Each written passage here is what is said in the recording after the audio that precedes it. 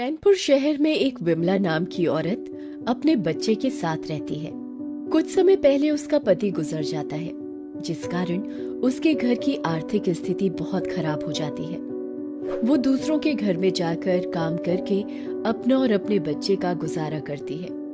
लोग उसकी मेहनत के पूरे पैसे भी नहीं देते थे, पर वो अपना गुजारा उसे जो मिलता था उसी में कर लेती थी। एक दिन विमला का बेटा अपनी माँ से बोलता है, माँ, मैं पढ़ना चाहता हूँ और पढ़ लिख कर तुम्हारा हेल्प करना चाहता हूँ, पर कैसे पढूं मैं?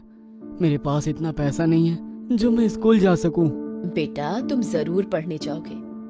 मैं अब और ज्यादा काम करूंगी तेरे लिए, पर तुझे जरूर पढ़ाऊंगी मैं। माँ, और कितना काम करोगी तुम? मुझे लगता है मुझे भी काम करना चाहिए कहीं और तुम्हारी हेल्प करनी चाहिए।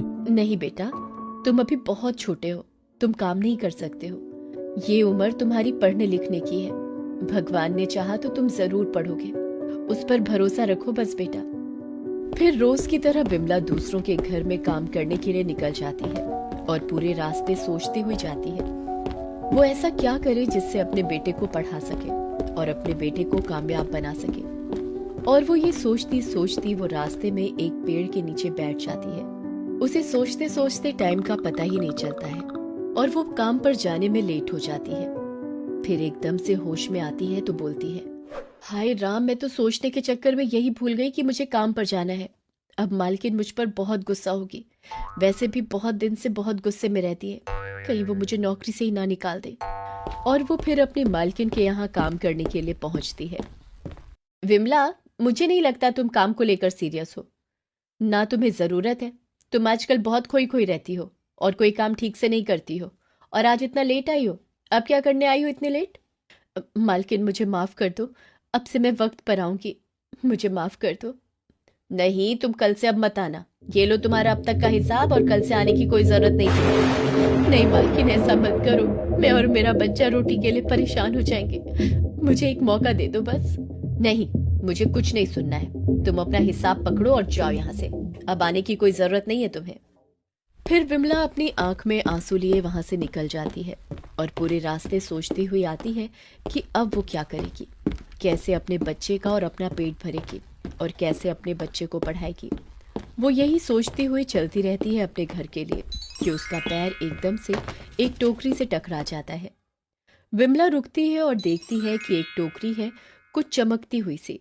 वो उसे अपने हाथ में उठा लेती है और बोलती है, अरे ये कैसी टोकरी है, इतनी चमक रही है, बड़ी अजीब सी है। फिर विमला सोचती है कि वो क्या करेगी इस टोकरी का। वो उसे फेंक ही रही होती है और एकदम से विमला के दिमाग में आता है कि ये टोकरी कहीं सोने की या चांदी की हुई तो मुझे इसे बेचकर कुछ पैसे मिल जाएंगे। वो ये सोचकर उसे अपने साथ अपने घर ले आती है और अपने बेटे से बोलती है, बेटा अनिल, ये टोकरी रख दो साइड में। माँ, ये कैसी टोकरी है? बहुत चमक रही है। पता नहीं बेटे, मुझे तो रास्ते में पड़ी हुई मिली, मैं इसे उठा लाई। तुम एक काम करो, घर में जो 2 आलू पड़े हैं वो तुम इस टोकरी में रख दो बस, और मैं खाने की तैयारी करती हूँ। फिर अनिल टोकरी में 2 आलू रख देता है और फिर उसकी माँ खाना बनाकर अपने बेटे को खिलाती है और खुद खाकर सो जाती है। और जैसे ही सुबह उठती है तो जो देखती है वो देखती ही रह जाती है और बोलती है, अरे ये क्या, ये टोकरी आलू से कैसे भर गई और इतने सारे आलू हमारे घर में कैसे आए? विमला अपने बेटे अनिल को जगाकर पूछती है, बेटा अनिल, तुमने रात को इस टोकरी में जब 2 आलू रखे थे तो ये इतने सारे कहाँ से आए? और पूरे घर में आलू कैसे फैले हुए हैं? ये सब कहाँ से आए? माँ, मुझे तो नहीं पता, मैंने रात को इस टोकरी में सिर्फ 2 ही आलू रखे थे। चलो कोई नहीं बेटा, मैं काम ढूंढने के लिए जा रही हूँ, क्योंकि जहाँ मैं नौकरी करती थी वहां से मेरी नौकरी छूट गई है। अब मुझे नौकरी कहीं और ढूंढनी पड़ेगी। माँ, मुझे एक आइडिया आ रहा है। हमारे घर में इतने सारे आलू हैं, क्यों ना हम इन आलू को बेचना शुरू कर दें और तुम्हें कहीं नौकरी करने की भी जरूरत नहीं होगी, और आलू जो बिक्री होगी उस पैसे से तुम और खरीद लाना अगले दिन बेचने के लिए। वाह मेरे बेटे, तेरी सोच इतनी सी उम्र में कितनी अच्छी है। तू जरूर एक दिन बहुत बड़ा आदमी बनेगा बेटा। फिर विमला और उसका बेटा उन आलू को बेचना शुरू कर देते हैं।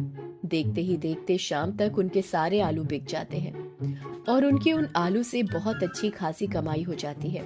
वो दोनों बहुत खुश होते हैं और विमला जो भी कमाई होती है वो रात को टोकरी में रखकर सो जाती है और अगले दिन जब सुबह उठती है तो वो फिर से देखकर चौंक जाती है। वो देखती है कि वो टोकरी पूरी पैसों से भरी होती है। फिर विमला अपने बेटे को बुलाती है आवाज लगाकर, अनिल बेटा यहाँ आओ जरा। हाँ माँ, बोलो क्या हुआ? बेटा ये देखो कितने सारे पैसे हैं इस टोकरी में, ये कैसे हो रहा है? माँ, मुझे तो लगता है ये जरूर जादुई टोकरी है। हम रात में इसमें जो भी रखते हैं वो कहीं गुना हो जाता है। सही कह रहे हो बेटा, मुझे भी ऐसा ही लगता है, क्योंकि परसों हमने इसमें आलू रखे तो वो कई गुना हो गए, कल रात को पैसे रखे वो भी कई गुना हो गए। लगता है भगवान ने हमारी सुन ली है, पर हम इतने पैसों का करेंगे क्या? माँ, तुम इससे कोई दुकान खोल लो, जिससे हमारा हमेशा के लिए एक कमाई का जरिया बन जाएगा और हम मेहनत भी करेंगे। ठीक है बेटा, हम इन पैसों से तुम्हारे स्कूल में एडमिशन करा देंगे और हम एक दुकान खोलेंगे। और अब हमें इस टोकरी की जरूरत नहीं है, क्योंकि अगर हम इसे अपने पास रखेंगे तो हमारी काम करने की नीयत नहीं रहेगी और हमारे अंदर बेटे लालच आ जाएगा। हमारे लिए इतना ही काफी है जो इस टोकरी ने दिया है, जो एक अच्छा कमाई का जरिया दिया है, और तुम्हारे स्कूल में एडमिशन हो जाए। हाँ माँ, तुम बिल्कुल ठीक कहती हो। पापा भी कहते थे कि लालच बुरी बला है, हमें हमेशा मेहनत और ईमानदारी से खाना और कमाना चाहिए। फिर विमला उन पैसों से एक शॉप खोल लेती है और अपने बेटे का एडमिशन एक स्कूल में करा देती है और उस टोकरी को जमीन में गाड़ देती है। अब विमला की जिंदगी बहुत अच्छे से पटरी पर आ जाती है। उसके बच्चे की पढ़ाई अच्छे से हो रही होती है और उसकी दुकान भी अच्छी चल रही थी। विमला का बेटा स्कूल से आकर अपनी माँ की मदद करता है दुकान पर।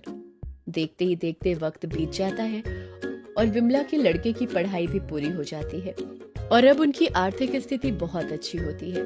फिर विमला अपने लड़के अनिल को बोलती है, बेटा तुम्हारी अब पढ़ाई पूरी हो गई है, अब तुम विदेश चले जाओ अपने सपनों को पूरा करने के लिए, और मैंने अपने रोज के खर्चे से निकाल कर तुम्हारे लिए तुम्हारे बचपन से ही पैसे जोड़ते आई हूँ कि कल को तुम्हारी पढ़ाई पूरी होगी तो तुम्हें विदेश भेज सकूं।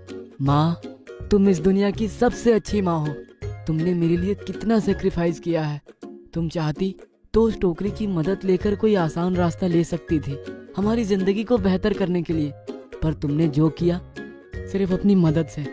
मैं तुम्हारे सेक्रीफाइस की कदर रखकर तुम्हारा और अपना सपना जरूर पूरा करूंगा माँ।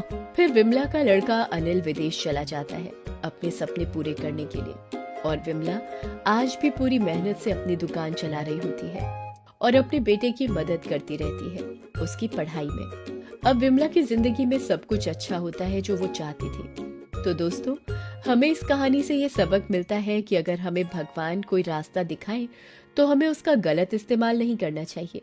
हमें उस रास्ते का सहारा लेकर अपनी मेहनत और ईमानदारी से काम करना चाहिए, जैसा कि इस कहानी में विमला ने किया, क्योंकि जो सुकून मेहनत की कमाई में है वो बिना मेहनत की कमाई में नहीं है।